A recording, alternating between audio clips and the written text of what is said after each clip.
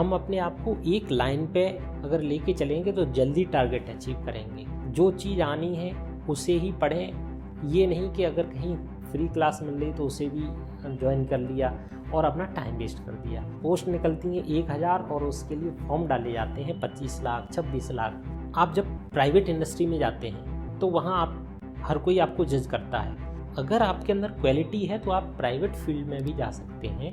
आप धैर्य रखिए, करते रहिए, आप अचीव 100% कर ही लेंगे। हेलो फ्रेंड्स, मेरा नाम अभयकांत है। मैंने जवाहर नवोदय विद्यालय फिरोजाबाद से 2003 में 10th पास किया। 2005 में आगरा नवोदय विद्यालय से 12th पास किया। अभी मैं रक्षा मंत्रालय के अंदर वरिष्ठ लेखा परीक्षक के पद पर कार्यरत हूँ। यहाँ तक पहुँचने की एक जो यात्रा है उसकी शुरुआत हमारी जो हुई वो गांव से हुई। मेरी प्राथमिक शिक्षा गांव के ही एक प्राइमरी स्कूल में हुई। सरकारी स्कूल था। हम काफ़ी आगे निकल गए हैं, लेकिन इससे अगर 20-25 साल पहले जाएं तो प्राथमिक विद्यालयों की शिक्षा ऐसी नहीं हुआ करती थी। वहाँ अंग्रेजी विषय पे कोई ध्यान नहीं दिया जाता था। साइंस और मैथ पे भी वो फोकस नहीं था जो आज हम देखते हैं। प्राइमरी स्कूल में इंग्लिश भी पढ़ाई जा रही है, थोड़ा बहुत मैथ भी पढ़ाया जा रहा है, लेकिन उस समय की शिक्षा में मैं देखता था कि मैथ, साइंस और इंग्लिश जैसे विषय नदारद रहा करती थी। मेरी सेकंड, थर्ड, फोर्थ ये क्लास तो ऐसी रही कि स्कूल गए और लौट आए। हमें ये भी ज्ञान नहीं था कि आगे की शिक्षा कैसे करनी है, किस जगह पढ़ने जाएंगे, फर्दर एजुकेशन 6th-7th क्लास। हम तो बस जाते थे और जाके लौट आते थे। 3rd क्लास के बाद हमारे पिताजी को गांव के ही एक व्यक्ति से मालूम पड़ा कि नवोदय विद्यालय जैसी कोई संस्था होती है और उसमें बच्चे जाते हैं, फ्री में पढ़ते हैं। चूँकि हमारे घर की फाइनेंशियल कंडीशन इतनी अच्छी नहीं थी कि हम गांव के बाहर जाके शिक्षा लेते, तो हमारे पिताजी ने काफ़ी प्रयास किए। और मैं कहना चाहूँगा कि मेरी लाइफ में जो भी अचीवमेंट्स हैं उन सब के पीछे पूरा क्रेडिट मेरे फादर को जाता है। उन्होंने ये जानकारी होने के बाद कि कहीं ऐसे भी विद्यालय हैं जिसके लिए तैयारी की जाती है और फिर एडमिशन हो जाता है, वो मुझे सुबह लेके जाते थे। जल्दी से जगाना, सुबह फ्रेश होने के बाद थोड़ी सी एक्सरसाइज कराना और उसके बाद में मुझे वो 2-3 घंटे सुबह पढ़ाते थे। स्कूल में तो कोई पढ़ाई होती नहीं थी, तो शाम को 2-3 घंटे पढ़ाना, रात में 10-11 बजे तक। तो ये जो अथक प्रयास थे मेरे पिताजी के, उन्होंने मुझे दिए। डेली 6-7 घंटे की कोशिश थी। उसकी वजह से मैंने 2 साल में ही अपना सारा कोर्स जो नवोदय विद्यालय में प्रवेश के लिए ज़रूरी था वो पूर्ण कर लिया। 1998 में मैं चयनित होके जवाहर नवोदय विद्यालय फिरोजाबाद में पहुंचा। उस समय वहाँ की बिल्डिंग एक टेम्परेरी एस्टेब्लिशमेंट में चल रही थी, सी ऑफिस कहते थे उसे। उसमें हम पहुँचे। अवस्था रही होगी 9-10 साल की, हमें अच्छा नहीं लगा, लेकिन वहाँ से हमारी वास्तविक आगे की तैयारी स्टार्ट हुई। हमने वहाँ प्रयास किए अपने आप को उस माहौल में ढालने के, चूँकि नवोदय में खुद ही सारी चीज़ें करनी पड़ती हैं, तो उनसे हमें शिक्षा मिली। सिलसिला चलता रहा और हमने 10th पास की। तब तक हमारी बिल्डिंग परमानेंट बिल्डिंग में पहुंच गई थी। किसी ने बताया कि होटल मैनेजमेंट एक ऐसी चीज़ है जिसके थ्रू हम विदेशों में भी जा सकते हैं।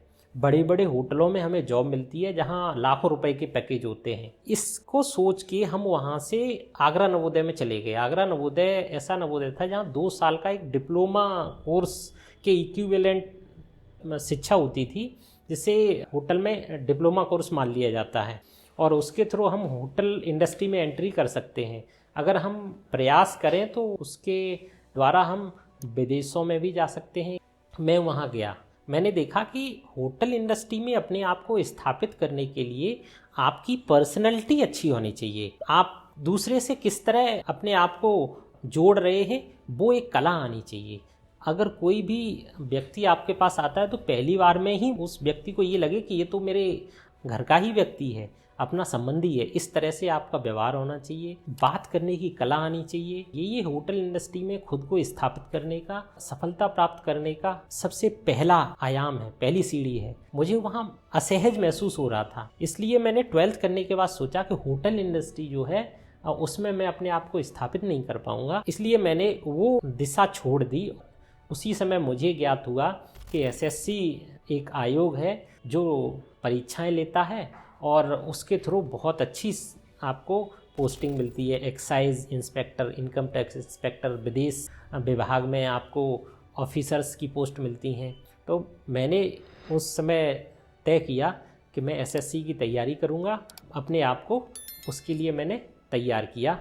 आगरा में ही सेंट जॉन्स कॉलेज में मैंने इसके लिए एडमिशन लिया, वहीं पे एक कोचिंग थी, उसे ज्वाइन कर लिया और मैं एसएससी की तैयारी करने लगा। मैंने जब कोचिंग ज्वाइन की तो मैं पीछे बैठता था आराम से और न किसी से बोलना, न किसी की बात सुनना, अपना जो पढ़ाया उसे लिखा, पढ़ा और अपने घर गए।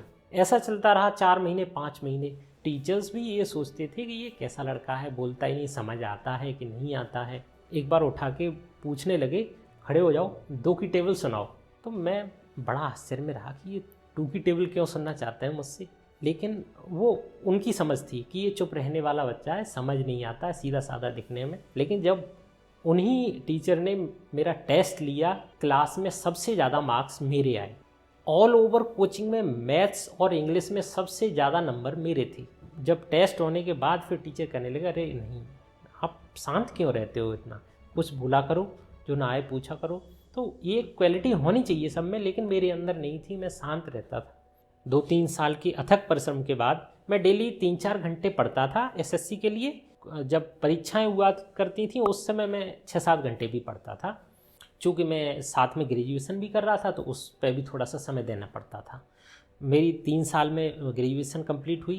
2009 में ग्रेजुएशन कंप्लीट करने के बाद मैंने अपना पूरा समय एसएससी के लिए दिया। पहली बार जब मैंने एसएससी दिया तो मेरा टैक्स असिस्टेंट एक पोस्ट होती है एसएससी में, वहाँ पे सिलेक्शन हुआ। मेरा ये मानना था कि हम तैयारी इस लेवल की करें कि कम से कम इंस्पेक्टर पोस्ट मिले, इसलिए टैक्स असिस्टेंट जाने का विचार मैंने त्याग दिया। और उसमें चूँकि टाइपिंग भी होती थी इसीलिए मुझे पोस्ट भी अच्छी नहीं लगी और मैंने फिर 1 साल प्रिपरेशन की।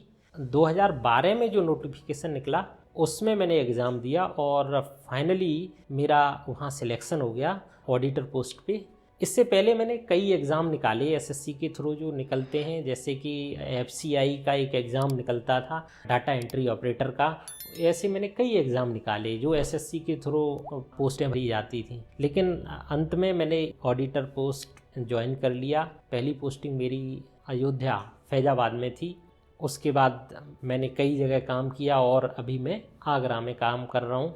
हम अपने आप को एक लाइन पे अगर लेके चलेंगे तो जल्दी टारगेट अचीव करेंगे। आजकल हम देखते हैं हमारे छोटे भाई बहन हैं, नवोदय से हैं, बाहर हैं, वो क्या करते हैं, कभी तो एग्ज़ाम दे दिया बीएड का, कभी एग्ज़ाम दे दिया रेलवे का, कभी दे दिया एयरफोर्स और नेवी का, कभी एनडीए का। तो क्या है, भटका हो जाता है और हम बहुत देर तक इधर उधर घूमते रहते हैं और अपना टारगेट अचीव नहीं कर पाते हैं। जो चीज़ आनी है उसे ही पढ़ें, ये नहीं कि अगर कहीं फ्री क्लास मिल रही तो उसे भी ज्वाइन कर लिया और अपना टाइम वेस्ट कर दिया, क्योंकि टाइम बहुत कम है और पोस्ट बहुत ज़्यादा है। पोस्ट निकलती हैं 1000 और उसके लिए फॉर्म डाले जाते हैं 25 लाख 26 लाख। आपके अंदर अगर मैथ्स साइंस पढ़ने की क्षमताएं हैं, क्वालिटीज़ हैं, तो आप जाएंगे आईआईटी की तरफ।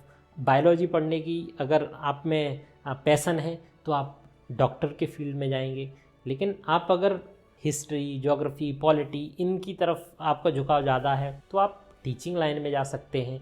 एसएससी एक बहुत अच्छा एरिया है जो हर साल कई हज़ार पोस्ट निकालता है, एक रेगुलर बेसिस पे निकालता है।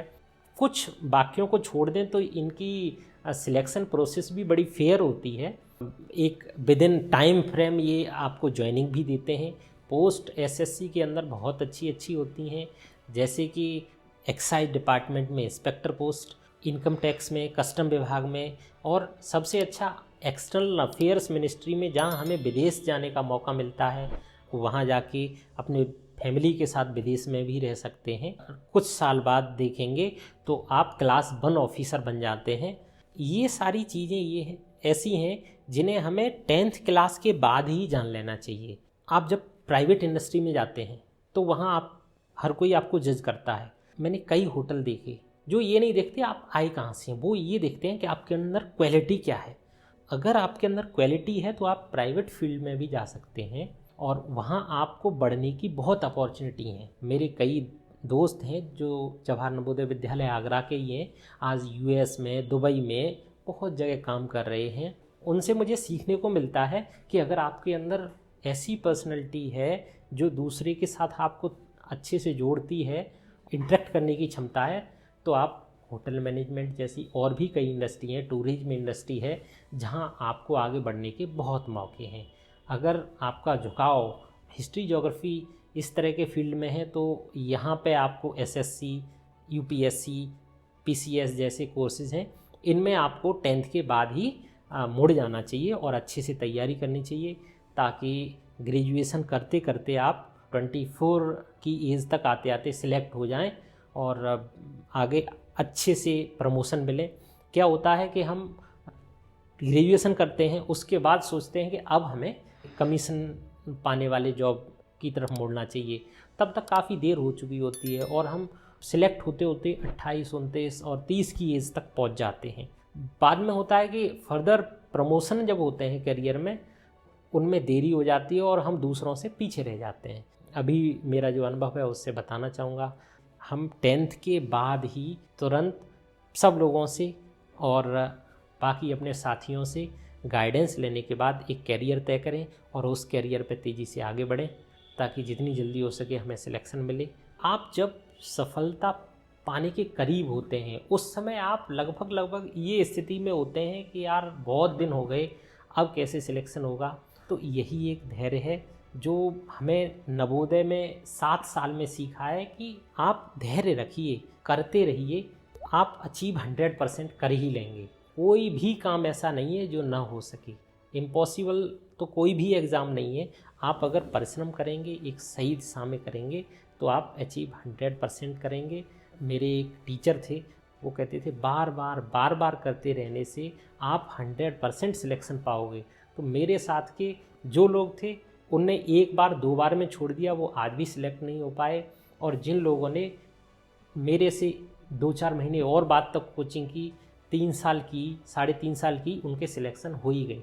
दूसरों से सीख सकते हैं, उस समय हमें बताने वाला कोई नहीं था। आज ये नवोदय टॉक्स प्लेटफॉर्म है जिनके ज़रिए हम जान सकते हैं कि 10th के बाद क्या करना चाहिए। जैसे ही हम अपने मोबाइल को खोलें और सर्च करें तो बताएंगे कि आप में ये क्वालिटीज़ हैं, इधर जाना चाहिए, ताकि हमारा समय वेस्ट ना हो। मेरे फादर थोड़े से अवेयर थे, कभी कभी पेरेंट्स अवेयर नहीं होते हैं, तो पूरा टीचर्स पे ही डिपेंड होना पड़ता है।